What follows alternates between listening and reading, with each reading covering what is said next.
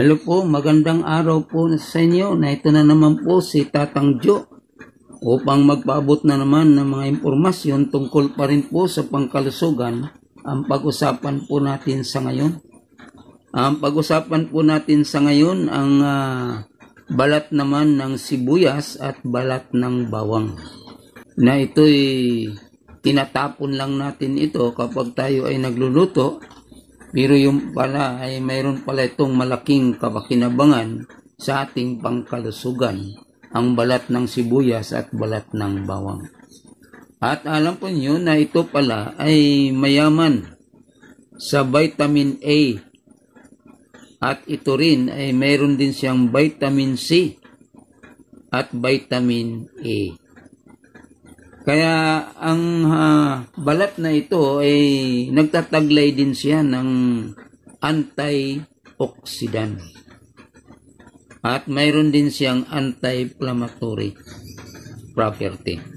Kaya sa makatuwid, marami ang pakinabang ng balat ng sibuyas at balat ng bawang na ito'y tinatapon lang po natin. Pwede mo itong isama sa ulam na disabaw. At ito'y, ano bang ulam na disabaw? Sinigang. Basta lahat ng ulam na disabaw, pwede mo siyang ilahok yung balat na ito. At ito'y dagdag na vitamina para sa ating pangkalusugan. Pwede mo rin itong patuyuin at dudurugin, gawing powder. Ilalagay natin doon sa ating mga nilutong ulam. At tumutulong din ito doon sa mga masakit ang mga kalamnan. Kapag masakit yung inyong kalamnan o tuhod o ano pa, pwede pala itong tumulong. Ang gagawin lang natin, atin siyang ilaga. Pagkatapos ay pwede nating inumin. Pwede mo rin itong ipatong sa mga sinaing natin. Nagsasaing tayo, yung balat na yun ng sibuyas at yung balat ng bawang ay patong natin doon sa ating nilulutong sinaing. At nagpabango pa doon sa ating niluluto na mga pagkain. Pwede mo rin itong ilagay doon sa tasa. Pagkatapos ay yung balat na yun, tapos lagyan mo ng ininit na tubig. Ayun, pagkatapos, pwede mo siyang inumin.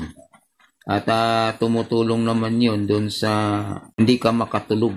Diba, nahirapan kang tumulog. At ang problema yun, lalo na kapag tayo ay medyo may edad-edad ng kaunti. O minsan kahit bata pa, minsan di makatulog. Pwede mo siyang ilagay yung balat ng sibuyas at balat ng bawang doon sa tasa.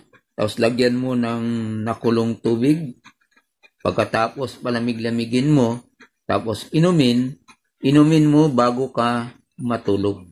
At yun ay matutulungan ka na maganda ang iyong pagtulog.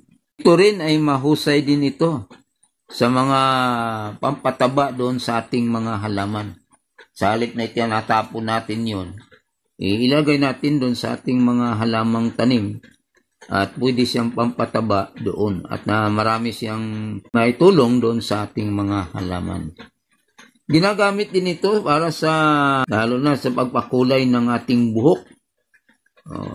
Ginagamit din ito sa pagpakulay ng buhok.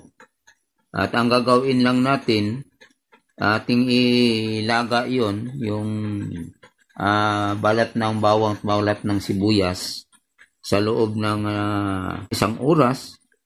Pagkatapos palamigin, tapos kinabukasan, saka natin ibatad yung ating buhok.